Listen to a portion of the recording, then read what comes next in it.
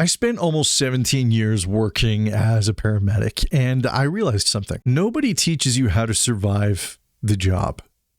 They teach you how to start the IV, how to splint the leg, how to thump on a chest, scene safety, primary assessments, self-defense, but nobody really teaches you how to defend yourself and how to prepare yourself for those little things, those little aspects of the job that start to follow you home, which they inevitably will. So if you're a doctor, if you're a nurse, if you're a firefighter, paramedic, police, dispatcher, anybody who works on the ugly side of life, I'm going to give you 5 things today that I wish I learned in the first 5 years of my career.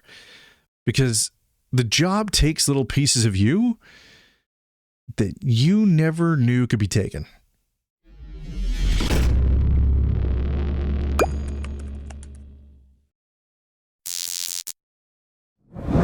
Lesson number 1.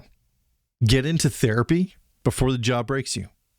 Don't wait until you think you need therapy. Don't wait for that first big call. Don't wait for that first pediatric cardiac arrest or that first big car accident or maybe working on somebody that you know before you go to therapy. If you are going to do this job, if you're going to be a paramedic or a police officer or firefighter, if you're going to step into the front lines of suffering and humanity that needs you, it would behoove you to find a therapist ahead of time. Almost like job preparation. You know how we prepare our meals, we do meal prep, right? Well, we should do mental health prep. We should do those things that care for our internal stuff instead of just worrying about our nutrition and health and fitness. We need to worry about our mental health and fitness. And that's why I think if I had a do-over, if I had the ability to do certain things over, I would have gotten myself a therapist prior to going on my first shift. And I would schedule regular checkups. And I think personally that could have mitigated things. And I can't say for sure, right? History is always hindsight or whatever they say is 2020. So I can't say for sure. But I think because I've been in therapy for almost 10 years now. Next year, I'll have been in therapy for 10 years, and not just a little bit of therapy.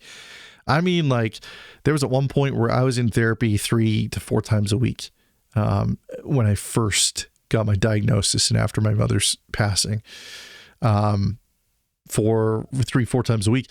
And then it went down to 2 times a week, and then it went down to 2 times a month.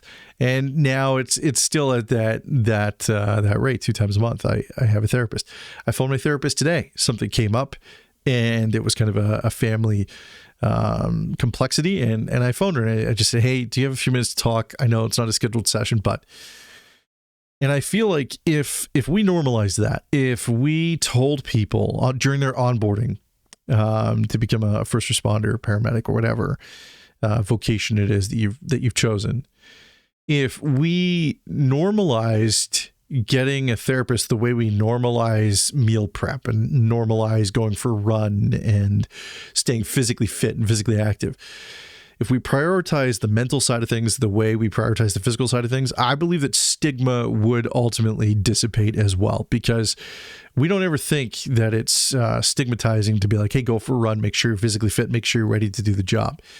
So I feel like if we were to do and treat the mental health side of things with the same level of just generalized acceptance and sort of just an actual aspect of the job, that we would see a lot less in the way of stigma. It wouldn't completely go away. You're always going to have your buttholes. You're always going to have your gatekeepers and your old school guys, and the dudes just think they're hard as coffin nails when really they're just scared, broken human beings who don't really know any better. You're always going to come into that, and you're going to come into an apathetic society as well. But you can't control for all the variables, but you can mitigate the variables that you're surrounded by. And that's why I think that my first point of order would be to get into therapy before the job breaks you. Number 2, find 1 to 2 people that you can be completely naked in front of. And I'm not talking physically, although that's great too. But what I mean is just completely vulnerable. If you have 1 to 2 people, just trusted advisors that you can walk up to and just be like, hey man, I'm fucked up. And have no worry about what they're going to say. That is going to help you immensely. I'll give you an anecdote here. There's this guy, and he has no idea about this. I don't even know if he watches my channel. He's got no idea, but he's a buddy of mine. His name is Chris. He's Canadian Armed Forces veteran, Afghanistan veteran, been overseas a couple of times, served his country proudly and well. And I got to know him through another mutual acquaintance of mine, or of ours, I should say. And he's a great guy. He's an East Coaster, or an Ontario boy, I think, but just a great human being. And at the time that I got to know him, he was going through his own stuff. He had some mental health stuff going on as well. And there was one night in particular, I came home, and on that shift, I had been to a traumatic pediatric arrest. And I came home, and it was still kind of the blue hours of the morning, and I'd been texting my spouse at the time, and the last time we had spoke was about 2 hours prior, but she'd said that she was in bed and, see me when I get home. And I was like, okay. So I go home, and I take my boots off, and I go to crawl up into bed, and that's all I want to do, crawl into bed and maybe just give my spouse a hug. Bed's empty. No one's in the bed. My spouse wouldn't return home until about 11:30 that morning. Claimed that she went for a run, the world's longest run, because I got off shift at about 6:30 that morning. And she came home wearing a dress, which really somewhat goes against going for a run, although, maybe not. I don't know. Anyway, prior to her coming home, I knew what was going on. This wasn't brand new. It was just another tick in the box. And so I went to the fridge, and I grabbed a pack of beer that I had bought for my days off. It was a 12 pack, and I grabbed it, and I phoned my buddy Chris and I say, "Hey, you awake?" He goes, yeah. So I go over to his house, and he's watching the show Top Gear. And if you haven't seen it, it's hilarious. It's a great show. And I hadn't seen it up to that point. He's like, "Have you seen Top Gear?" I'm like, "No, never. I don't know what it is."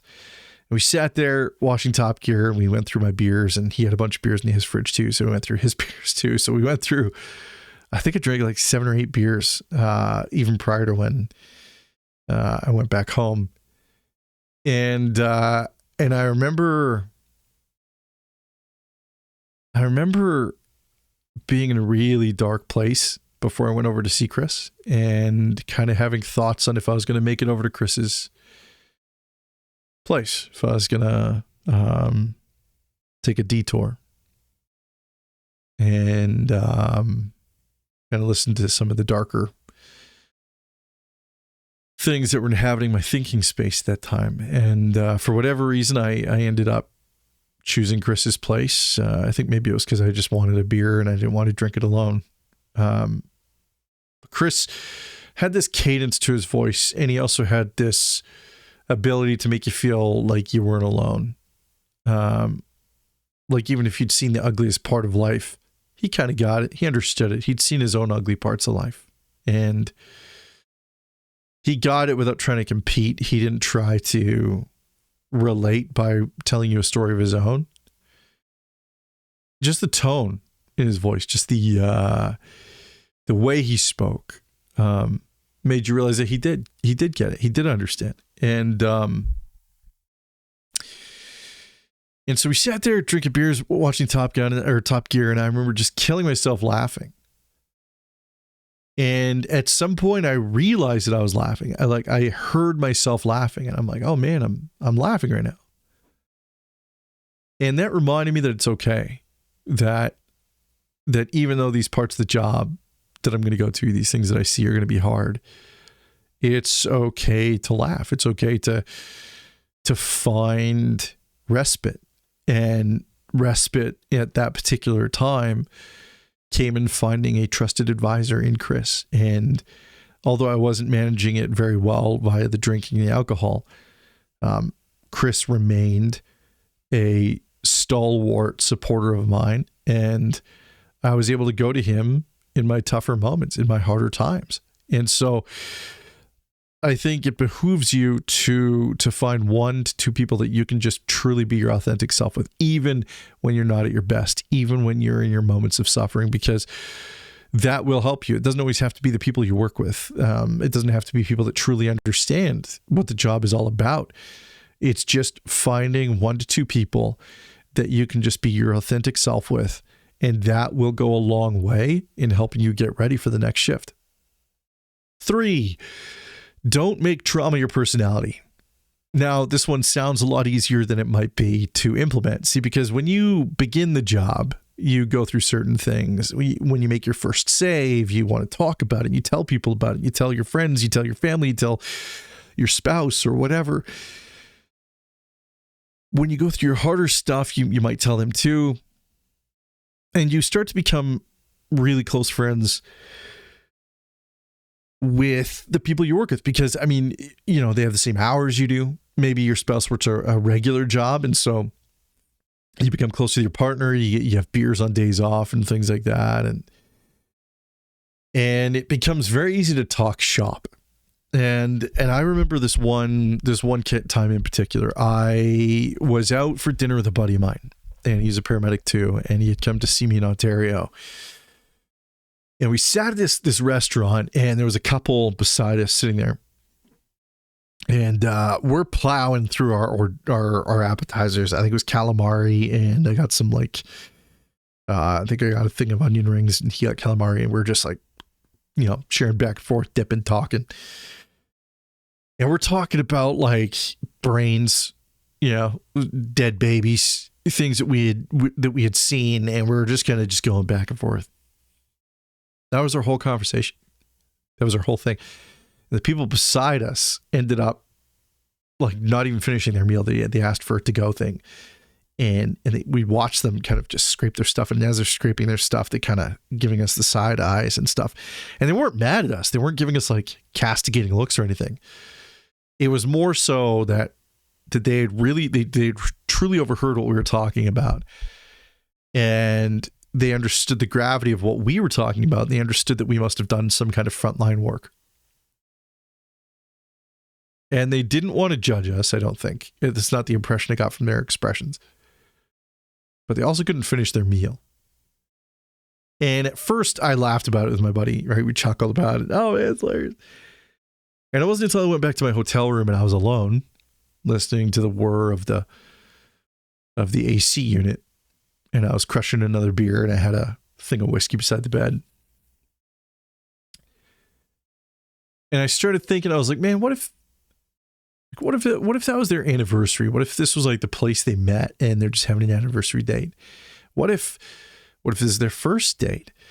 What if this is a reconnection date? You know, what if this is, you know, just any number of things? What if this is their first date, you know, in years because they just had kids and finally got some babysitting and now they can go. And then you got to listen to a couple of schmucks like us just like talk about the worst aspects of being human and the grossest parts of our chosen profession, and talk about it as though it's just casual conversation. And I got kind of mad at myself for it. I really got kind of frustrated with myself, kind of going like, what a dickhead. Like, I'm a dickhead. Why the hell would I do that? Why did I do that? Why did I think that was okay to do that to someone? And, yeah, I still have like a great answer for you.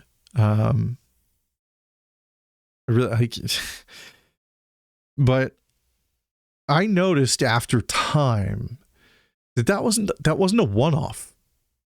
Right? A lot of times when I would get together with my first responder buddies, even if I was around, you know, what I call civilians, people who are just uninitiated the job, and I would just talk about the worst kind of stuff. And the thing is now, even now, if I have a paramedic buddy that shows up, it is so easy to just talk shop and to just talk about things that we think are kind of casual conversation and things that we just kind of, and to do it so easy. And so I would really, really caution against making trauma become your personality for two things.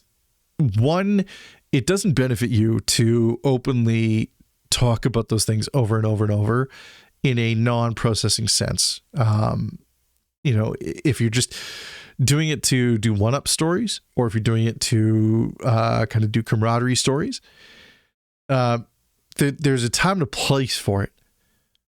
But you're not your job. You've chosen to do a vocation, and it's best to kind of separate the two so that you can truly separate the two, that you can truly separate yourself when you come out of uniform.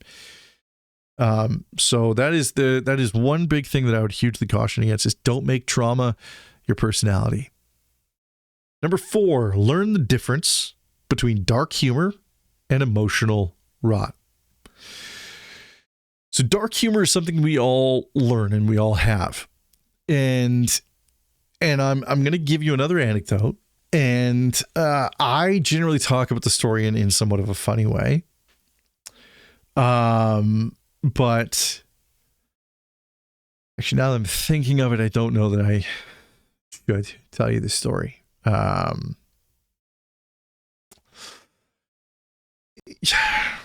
It's a story that I used to tell quite often, and I used to tell it in the dark humor sense, right? I used to think it was just kind of dark humor. But it's yeah.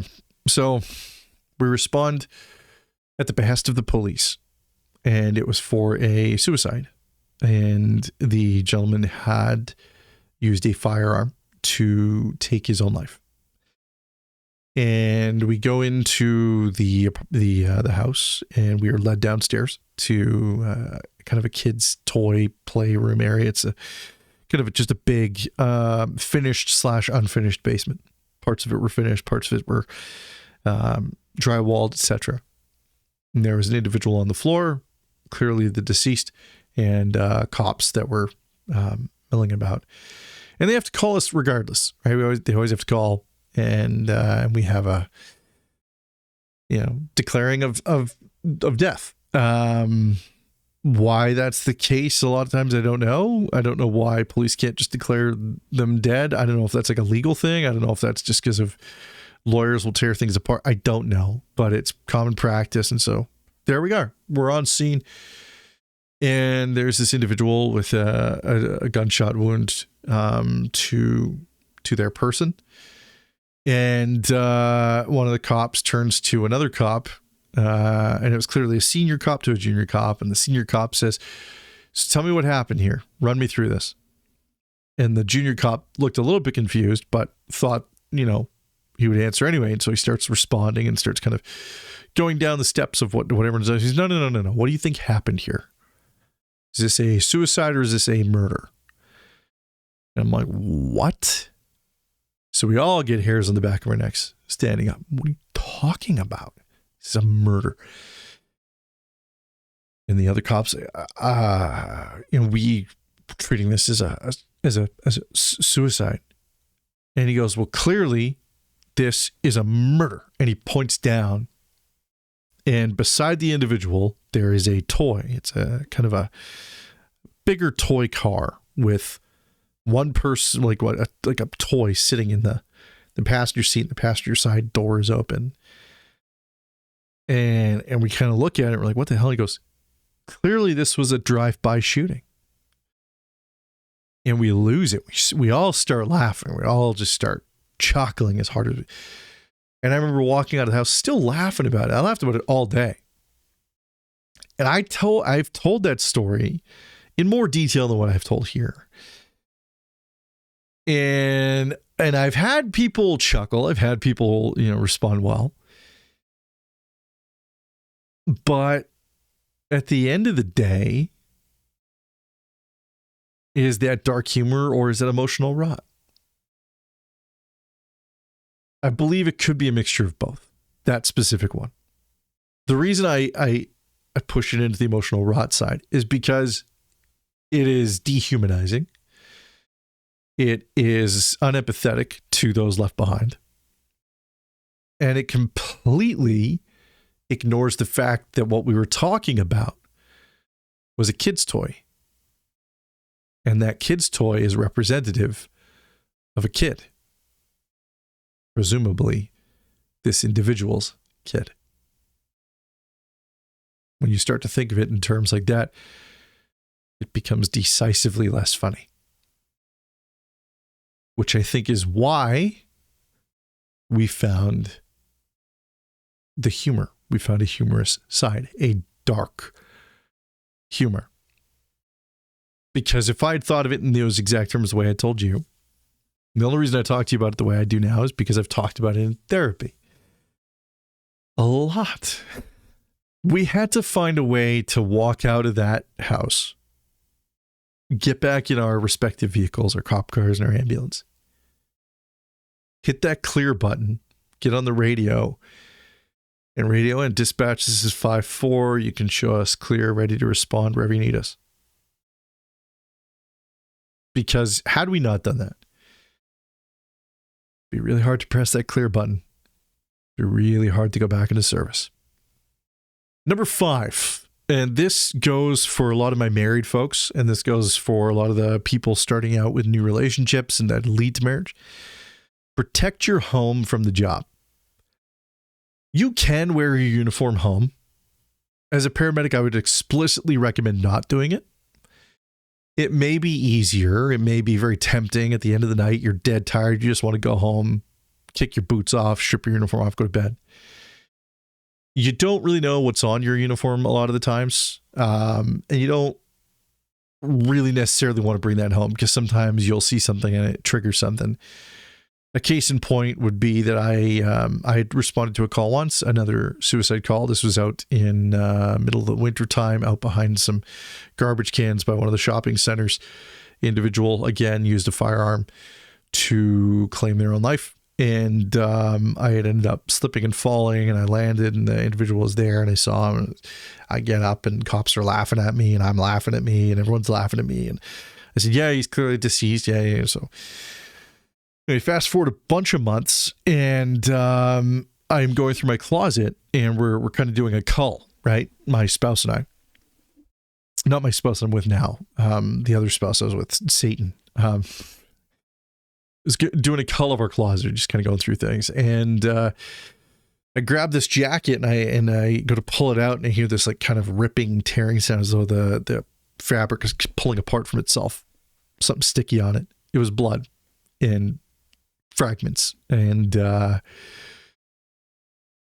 I knew at an instant what it was from. I knew who it belonged to and when it had happened. And I was instantly taken back to that really terrible moment, the really bad place. And from that moment on, I really, really struggled to ever bring anything home, uniforms or anything. There was another instance where I went to an MVC, a very bad one, high rate of speed, single vehicle rollover, hit light standard, and went down an embankment, rolled multiple times, ended up in the ditch. When we went down to on scene and arrived and went down to the vehicle, the driver's side compartment was kind of crushed in, and the person's head was very badly damaged. And I was like, oh, geez. We declared it and walked up, and I ended up later on that night going to another call, and my partner and I just kind of tapped out at that point. So we didn't even finish our shift. We just said, hey, like we're done. So told our supervisor we just wanted to check out, and had a big conversation about it. And yeah, so I ended up going home, and so I wore my uniform pants, but I took my uniform shirt off, right? Uniform shirt, put on a hoodie, started driving home, felt fine. And then I felt like there was a rock or something in the bottom of my shoe. And so I, before I go in the house and I lift up my shoe and I'm looking at my work boot, and there was a fragment of skull in the tread of my boot from that call that I had been on. And so I stopped taking any of my uniform home. And that's just the physical side of things. That's just the physical side. There's the health side of things, right? You don't want to subject your family to the health things that you go and see. You don't want to, you come home stinking of smoke sometimes, like apartment fires and house fires and things that you just, you don't want to bring those things home.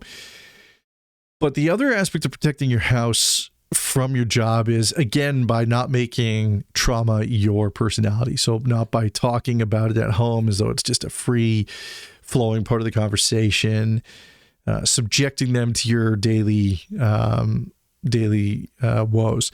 There is a way to talk to your spouse and your family about your job and the things that you do without going into the same specific details and the specificities that you're used to going into when you're writing patient care reports and talking to people about your job. There are ways to do it, and it is possible to do, but it would be really hard for the average person to put up with the constant barrage of all the things that you see and the stuff that you go to, and the way that if you were to just berate them with it, right? You got to find ways to decompress. And so you have to have healthy ways of talking with your spouse and with your kids if you have kids, whether it's going for a walk, whether it's your first day off is just you, right? It's just your day off. You need to do certain things. Maybe it's, doing breathing exercises. Maybe it's just, for me, like, I hate when I get startled. I hate when people jump around the corner and scare me, and little kids love doing that. And I've almost punched 5-year-olds square in the face numerous times. And the 11-year-old that is in my house, she loves doing it. She loves jumping around, scaring the crap out of me. And I want to Sparta kick her sometimes. She's just a kid having fun, and she wants to include me in that fun. But startle response for me is very different than startle response for the average person. And so we've had a conversation where I didn't have to go into all the gory details of why I have some issues with startle response. We've just said, hey, when it comes to this, let's not do that. Okay. Let's not make this. Oh, excuse me. It's late here. It's almost midnight. Let's not make this a thing. Let's just work under the assumption that, I go through some things. We don't need to make this a habit, okay? It doesn't do good things for me. So being open and honest with your family, with your home, is not the same as verbally vomiting your career onto them. There's two very big different things. So that is number 5. Protect your home from the job. Thanks for joining me on this episode. My name is Matthew. Like I said, I worked for almost 17 years as a paramedic. Sometimes I do commentary about what life is like on the front lines. Other times I do reaction videos. Other times I talk about politics, because politics, believe it or not, does have real world implications for how first responders navigate. So if that's something you're into, please feel free to subscribe. Leave something down in the comments. If you have anything to add to this list, I'd love to hear from it.